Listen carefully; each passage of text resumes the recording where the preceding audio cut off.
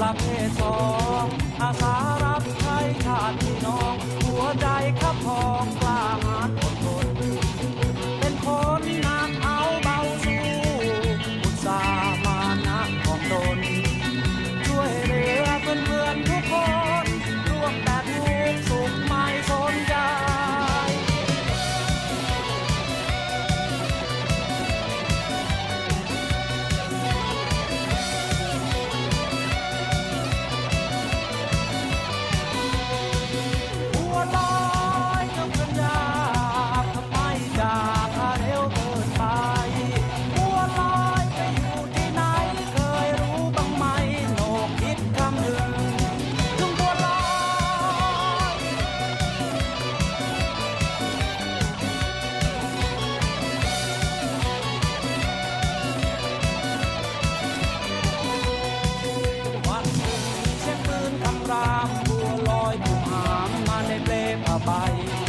แต่ยังละเมอห่วงว่าใครเป็นอะไรคือคำพูดสุดท้ายของชายชื่อบัวลอย